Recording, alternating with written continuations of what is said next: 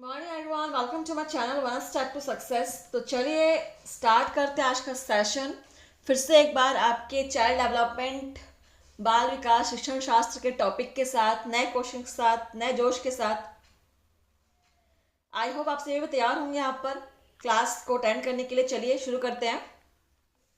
पहला क्वेश्चन है हमारा, बालक में क्रियाओं को नियमित करने तथा रुचि उत्पन्न करने के लिए कौन सा कारक उत्तरदायी है? ऑप्शन है प्रेरणा, समझ, ज्ञान, स्व अध्ययन। बहुत ही बढ़िया क्वेश्चन है कि बालक में क्रियाओं को नियमित करने तथा रुचि उत्पन्न के लिए कौन सा कारक उत्तरदायी है। और यहाँ पे हमारा राइट आंसर हो जाएगा प्रेरणा। ठीक है, option first is correct, note कर लेंगे। चलिए नेक्स्ट है हमारा क्वेश्चन नंबर 19।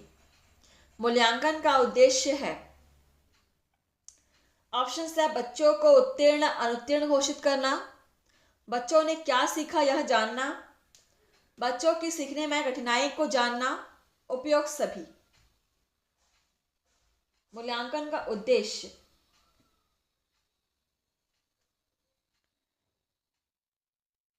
मूल्यांकन में बच्चे ने क्या सीखा यह भी देखा जाता है, उसके सीखने में कठिनाई को देखना और प्लस उसे उत्तीर्ण या अनुत्तीर्ण घोषित करना, ये सभी चीजें मूल्यांकन के अंतर्गत आ जाती हैं। ठीक है, तो यहाँ पर आपका ऑप्शन डी सही हो जाएगा, उपयोग सभी। अगला क्वेश्चन है हमारा 20 नंबर क्वेश्चन। अधिगम का शिक्षा में योगदान है। व्यवहार परिवर्तन में, नवीन अनुभव प्राप्त करने में, समायोजन में, इन सभी में।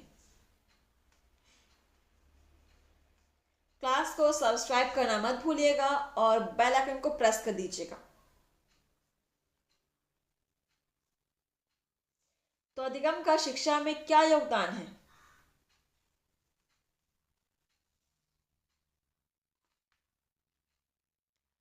व्यवहार परिवर्तन में, नवीन अनुभव प्राप्त करने में, समायोजन में। तो ये तीनों आंसर ही बिल्कुल सही है। इन तीनों ही जगहों पर शिक्षा में अधिगम का योगदान है। ठीक है, option D is correct in सभी में। क्वेश्चन नंबर है आपका 21। क्रियात्मक अनुसंधान का प्रमुख कार्य है। नए तथ्यों की खोज करना, स्थानीय समस्याओं का समाधान करना, ज्ञान देना, नई व आधारभूत समस्याओं का समाधान करना। क्रियात्मक अनुसंधान का प्रमुख कार्य।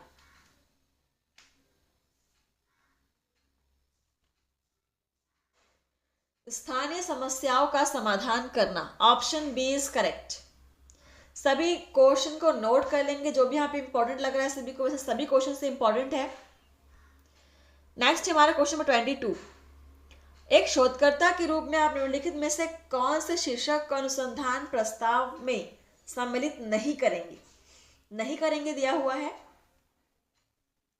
ऑप्शन है अनुसंधान समस्या की पृष्ठभूमि, अनुसंधान के उपकरण, अनुसंधान के लिए मूल विस्तृत व्याख्या, अनुसंधान की परिकल्पनाएं।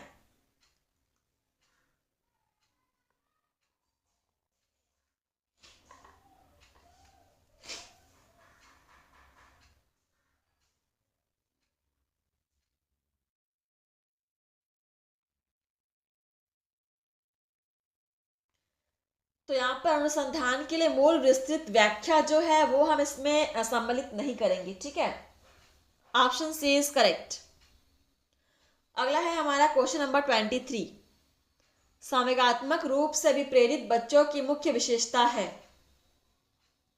उनका अति प्रक्रियात्मक स्वभाव, उनका अंतर्मुखी स्वभाव, अपने विचार प्रकट करने का संतुलित तरीका, उनका विषादग्रस्त व्यवहार। संवेगात्मक रूप से अभिप्रेरित बच्चों की मुख्य विशेषता क्या है?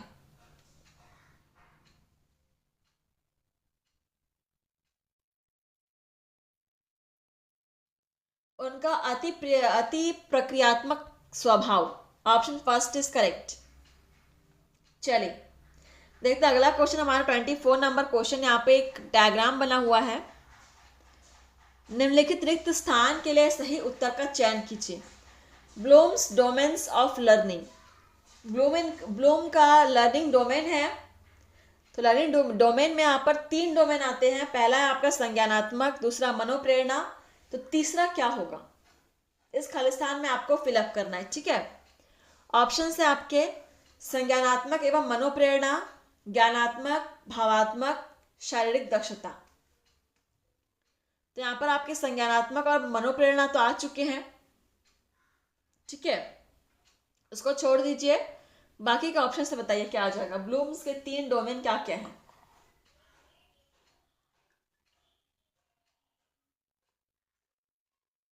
तो यहां पे आंसर हो जाएगा आपका संज्ञानात्मक, मनोप्रेरणा और भावात्मक। ठीक है, ऑप्शन सी इज करेक्ट, भावात्मक आएगा वहां पे, ब्लूम के 3 डोमेन। नेक्स्ट क्वेश्चन नंबर है हमारा 25। निम्नलिखित में से कौन सा चिंतन अनुसंधान से संबंधित है। परंपरागत चिंतन, विकेंद्रित चिंतन, वैज्ञानिक चिंतन, उपयोग सभी।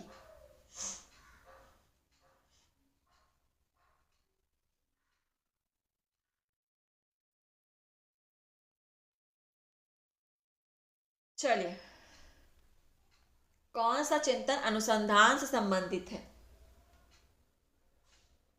परंपरागत चिंतन, विकेंद्रित चिंतन और वैज्ञानिक चिंतन, ये तीनों ही आपके अनुसंधान से संबंधित हैं। उपयोग सभी, ऑप्शन डी यहाँ पे सही हो जाएगा। ठीक है, अगला हमारा क्वेश्चन है 26 नंबर क्वेश्चन। व्यक्तिगत निदान विधि का उपयोग है विशेषतः बुद्धिमान बालकों का अध्ययन, असामान्य एवं संतुलित बालकों का अध्ययन, दुर्बल बालकों का अध्ययन, सामान्य बालकों का अध्ययन। तो व्यक्तिगत निदान विधि का उपयोग कहां पर करते हैं या किसके अध्ययन के लिए करते हैं। क्वेश्चन नंबर 26, दुर्बल बालकों के अध्ययन के लिए इसका उपयोग करते हैं। Option C is correct, note कर लीजिएगा। क्वेश्चन नंबर 27, सीखने का स्थानांतरण है सीधी गई वस्तु को संभालना, वो सीधी नहीं है, वो सीखी है। ठीक है, सीखी गई वस्तु को संभालना, सीखी हुई तकनीक का वैसा ही उपयोग, सीखी हुई वस्तु का अन्य परिस्थिति में प्रयोग, उपयुक्त में से कोई नहीं। सीखने का स्थानांतरण का तात्पर्य क्या है।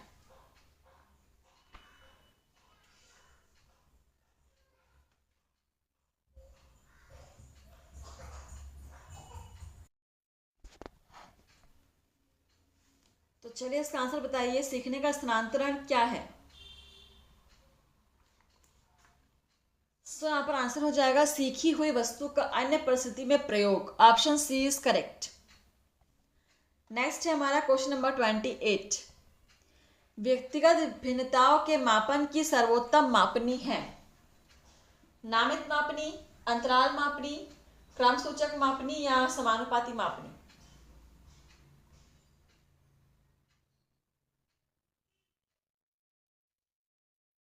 चलिए आंसर करेंगे जल्दी से। व्यक्तिगत भिन्नताओं की सर्वोत्तम मापनी क्या है।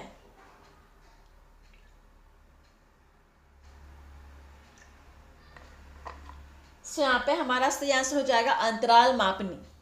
अंतराल मापनी, option B is correct. Question number 29, विद्यार्थी और शिक्षक के बीच एक संवादात्मक प्रक्रिया जो उनके सीखने के वातावरण में बदलाव लाती है वह है मूल्यांकन, आकलन, ए व बी दोनों, उपयुक्त में से कोई नहीं। चलिए राइट आंसर क्या हो जाएगा इसका। क्वेश्चन नंबर 29, विद्यार्थी और शिक्षक के बीच एक संवादात्मक प्रक्रिया जो उनके सीखने के वातावरण में बदलाव लाती है, यह है मूल्यांकन एवं आकलन दोनों। ठीक है, मूल्यांकन एवं आकलन दोनों, ए एवं बी दोनों हो जाएगा आंसर। क्वेश्चन नंबर 30, अध्ययन की दृष्टि से व्यक्तिगत विभिन्नताओं का महत्व है। विद्यार्थियों की व्यक्तिगत शिक्षण व्यवस्था, व्यक्तिगत रुचियों के अनुसार गृह कार्य देना, विद्यार्थियों का स्वरूप, समूह में वर्गीकरण या उपयुक्त सभी।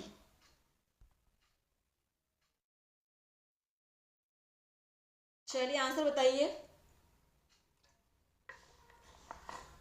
क्वेश्चन नंबर 30 क्या क्या आंसर हो जाएगा? अध्ययन की दृष्टि से व्यक्तिगत विभिन्नताओं का महत्व है। विद्यार्थियों का समरूप समूहों में वर्गीकरण। Option C is correct. चलिए नेक्स्ट क्वेश्चन नंबर देखते हैं क्या है। क्वेश्चन नंबर फर्स्ट, पियाजे के अनुसार संज्ञानात्मक बल विकास की कितनी अवस्थाएं हैं? पियाजे के अनुसार संज्ञानात्मक बाल विकास की कितनी अवस्थाएं हैं? 3 अवस्थाएं, 4 अवस्थाएं, 5 अवस्थाएं या 6 अवस्थाएं? चलिए आंसर बताइएगा।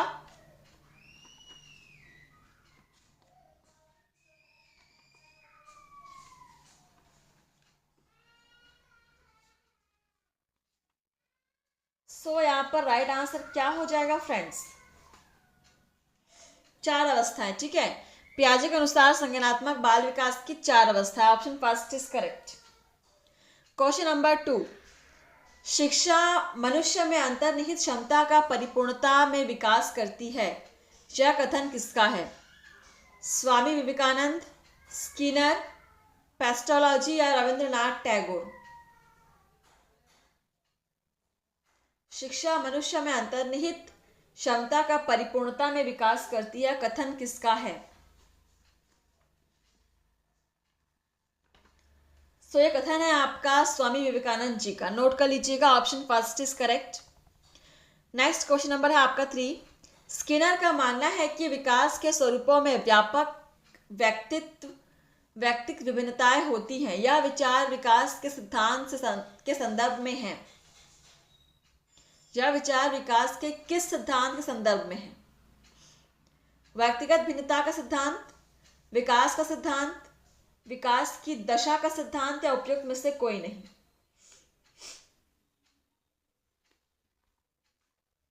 चलिए आंसर कीजिएगा।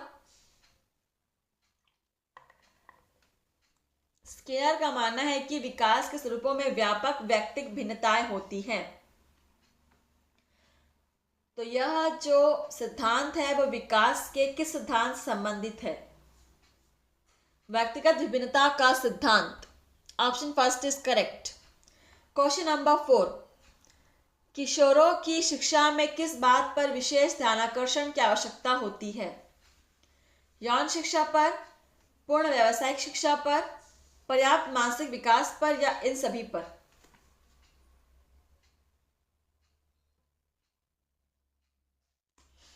चलिए, सो आप लोग डेली क्लास अटेंड कीजिए और क्लास को पूरा एंड तक आप लोग देखिए। हर एक क्वेश्चन को सॉल्व कीजिए। सारे क्वेश्चंस बेहद इंपॉर्टेंट हैं।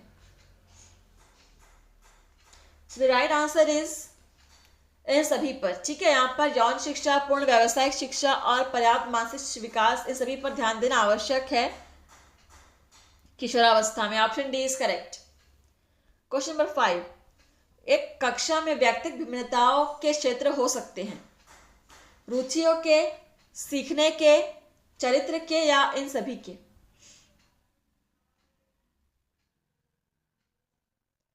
एक कक्षा में व्यक्तिगत विभिन्नताओं के क्षेत्र हो सकते हैं। बिल्कुल, रुचियों में भी हो सकते हैं, सीखने के भी हो सकते हैं, चरित्र के भी हो सकते हैं। तो यहाँ पर इन सभी के क्षेत्र हो सकते हैं। Option D is right answer. व्यक्तिगत विभिन्नता इन सभी क्षेत्रों में हो सकते हैं।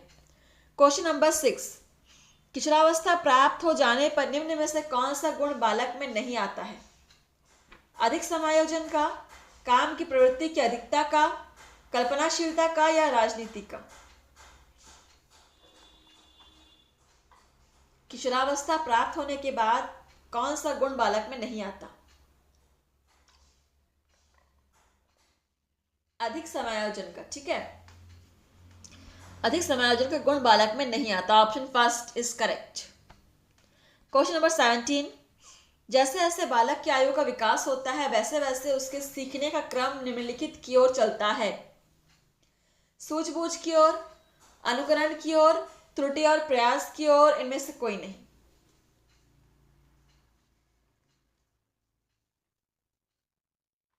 यहाँ पर राइट आंसर हो जाएगा हमारा सूझबूझ की ओर। ठीक है, जैसे जैसे बालक की आयु का विकास होता है, सीखने का क्रम सूझबूझ की ओर बढ़ता है। Option first is correct. Question number 8, सीखना व्यवहार में उत्तरोत्तर सामंजस्य की प्रक्रिया है। यह कथन किसका है? क्रो एवं क्रो का, पियाजे का, स्किनर का या कोहलर का? इसको नोट कर लेंगे, कथन वाला क्वेश्चन है, वेरी वेरी आईएमपी क्वेश्चन। सीखना व्यवहार में उत्तरोत्तर सामंजस्य की प्रक्रिया है, यह कथन है आपके स्किनर का। Option C Skinner. नेक्स्ट और आज का लास्ट क्वेश्चन है सेशन का, कौन सा सीखना स्थायी होता है? क्वेश्चन नंबर 9, रटकर, सुनकर, समझकर या देखकर? तो बहुत ही सिंपल सा आंसर है, कौन सा सीखना स्थायी होता है?